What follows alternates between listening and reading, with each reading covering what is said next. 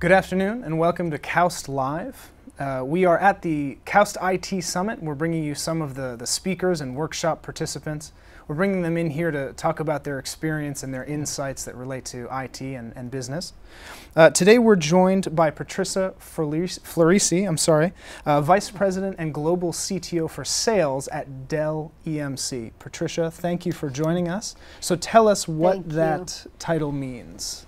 Okay, so I come from a very technology-oriented academic background, if you will, and for the last 7 years I have been working with the sales organization with the intent to actually have strategic conversations with customers that are not bound to an immediate transactional sale. To actually be able to measure the pulse of the market, what are the technology trends, where are our customers going or trying to go from a technology perspective. So a couple of years ago, everybody was trying to figure out what to do to cloud or not to cloud. Then a couple of years ago, 2011, then started to big data or not to big data. Now it's to digitally transform or not to digitally transform. And I work very closely with academia, with our largest and strategic customers to help them on their journey. So you mentioned digital transformation. So what does that mean to choose to digitally transform or not transform? I actually use an analogy that you have two options. Technology is advancing at an astronomical pace, right? Every 5 years it becomes 10 times more powerful. So if you actually multiply that by 10, in 10 years becomes 100 times more powerful.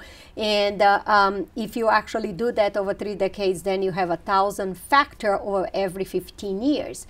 So you have two options. Option A is you actually look at everything that you're doing, be it academia, be it an enterprise in any industry.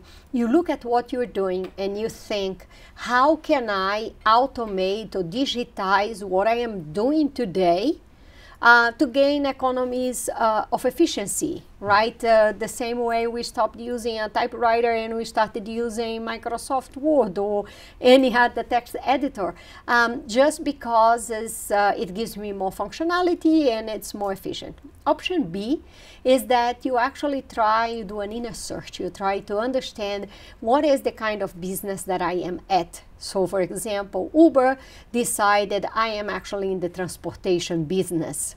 And what does it mean to offer the best transportation services in a digital world? And to digitally transform is to actually rethink the way you actually do business. What is your value chain? Who are your suppliers? Who are your consumers? Am I going to use a platform scale such as Airbnb, Facebook, LinkedIn to approach my ecosystem? How am I going to go to market? So to digitally transform is to actually rethink the way we work, live, and think using technology.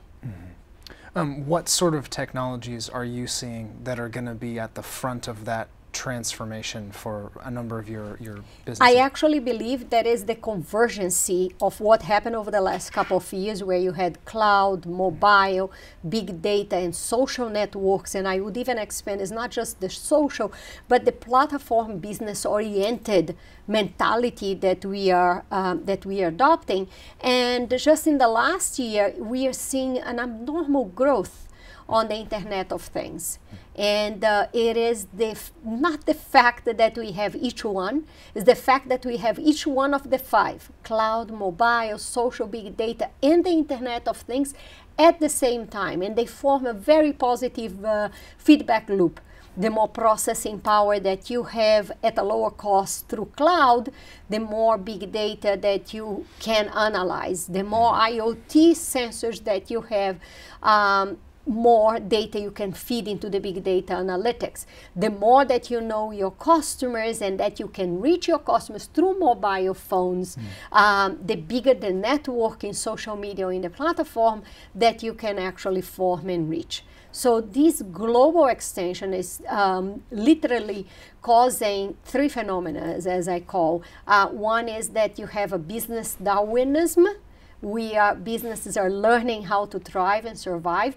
You have a scientific enlightenment because you now, through genomics and the access of information that we have regarding the universe and the space, we are going to have an abnormal scientific enlightenment. And then you have also the social revolution, not only from a social economic perspective where the classes are actually moving and merging in a much faster way, but it's also the way we interact, that the world has finally become really, really flat.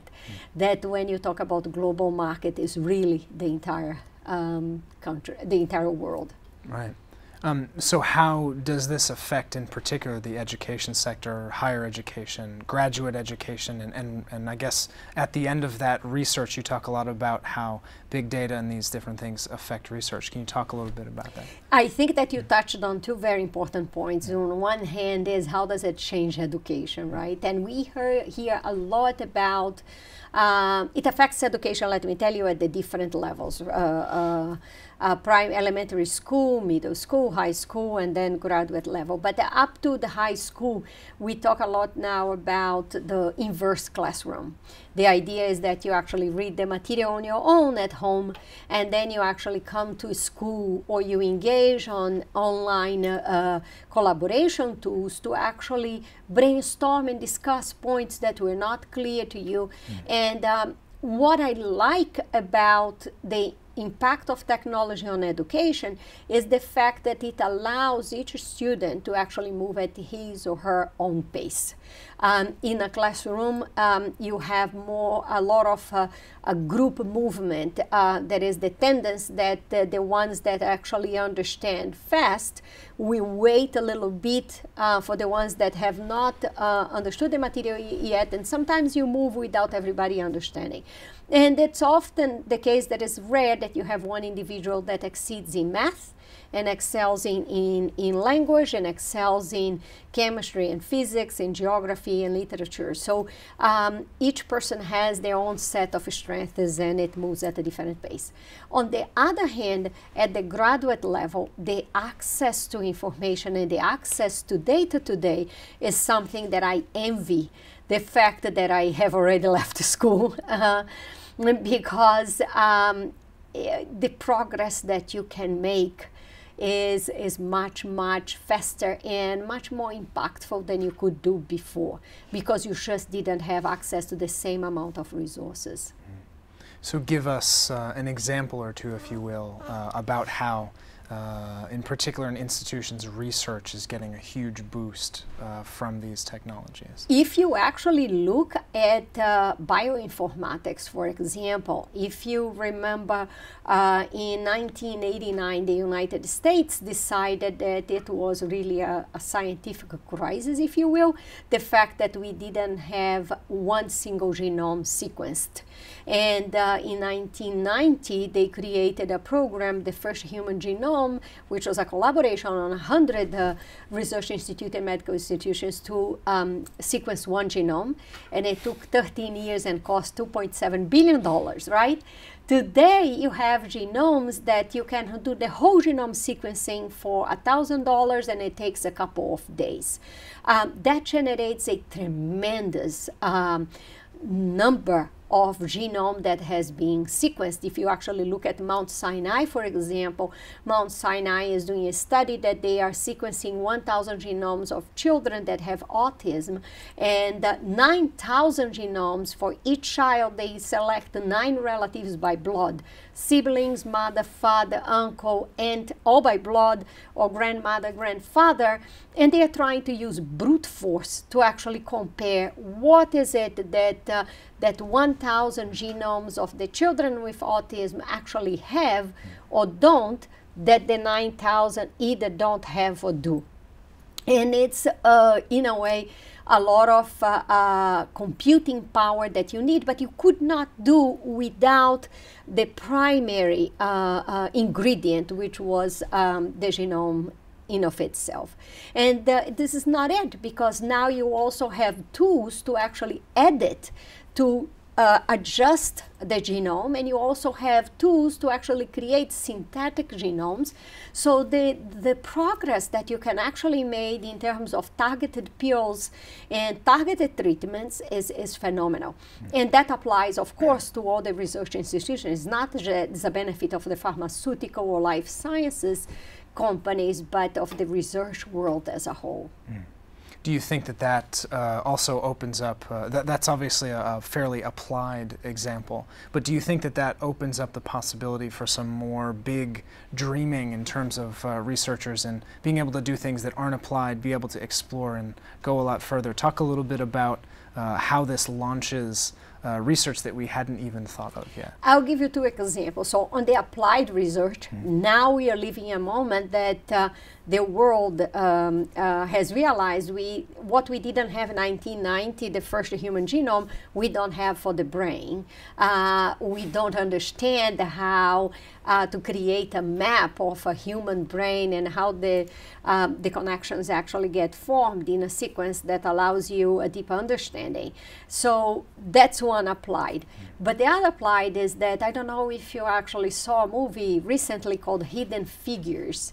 And it was, the name of the movie has a double meaning because it talks about figures in numbers, meaning that sometimes you don't see the numbers behind, and sometimes you don't actually see the people, the figures that make progress. And I like to use that analogy and talk about hidden patterns. I think that so far, because computing was in many ways an element of scarcity, analytics was an element of scarcity. Very few people knew how to do analysis or how to program computers, relatively speaking, and we didn't have that much data. Now with so much data, with so much computing and the democratization of analytic tools, you could look for hidden patterns everywhere. In the behavior of the plants, in the behavior of humans, in the behavior of data access, social interactions, and so on. Even if you don't know what you're looking for, you could search. Right. So talk a little bit, you are at DELL EMC.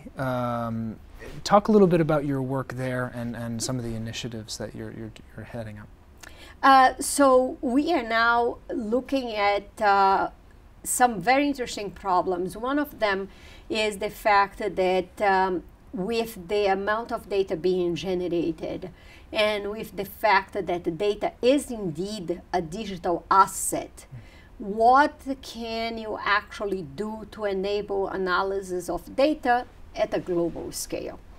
And it's a big challenge, because if you actually look at Europe, Europe is defining more and more regulatory requirements on how to move or not to move data, how to access data, and so on and so forth. So one of the areas of research is, on one hand, how can we demonstrate governance, risk, and compliance? On the other hand is, how can we actually enable data sharing so that analytics at worldwide scale can actually be done? That's one area. The other area that we are actually looking at is, in IT, one of the biggest villains of IT has been the silo approach. Somehow, somewhere, at the beginning of time, we had silos like the mainframe. And then we came up with silos that could be programming languages or how you actually store your data. The fact that you have many applications, each application has its own database on its own data format, and you couldn't correlate the data. Then you had the silos of the computer architectures, and then you have the virtualization from VMware, who was a pioneer, and then other virtualization layers. Now we have another silo, which is the cloud. If you think about, you may use Amazon for one purpose, you may use Microsoft Azure for another, you may use Salesforce.com for your customer relationship management, VirtuStream for your enterprise resource planning, and at the end of the day, as an organization, you have a heterogeneous cloud environment, every piece of your business, every piece of your data resides on a different cloud. I have a customer that said, you know, before I used to send my 5 different groups of IT, one for a server convention, another one for network, another one for storage, another one for virtualization. Now I send a group of people to AWS annual event, Salesforce, Microsoft Azure, because they are now, the silos remain. They just changed names and they changed personality. So you guys are working to change some of that, do you think? Or to address the challenges and to actually allow our customers that if they find themselves in a situation where you have data scattered across the clouds, that they can still manage and harvest the value of the data regardless of where the data is. Very good. So I'm told you have a collaboration with an artist that you're trying to bring some of these ideas to life. Talk a little bit about that. Yes, so we created a channel on YouTube. It's called DELL Big Ideas.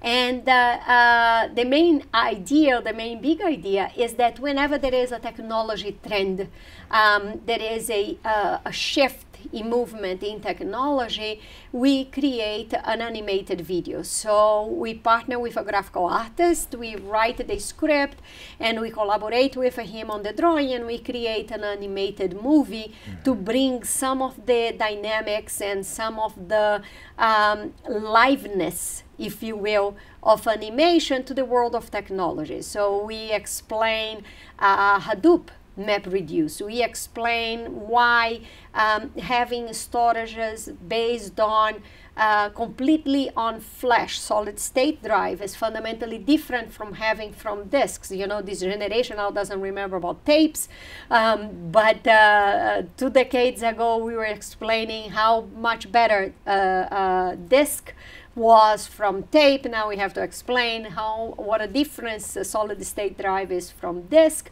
We talk about high performance computing, we talk about data recovery, we talk about the many aspects of the business impact of big data, platform as a service, DevOps movement, converged infrastructure. So it's quite diverse. Very good, very good.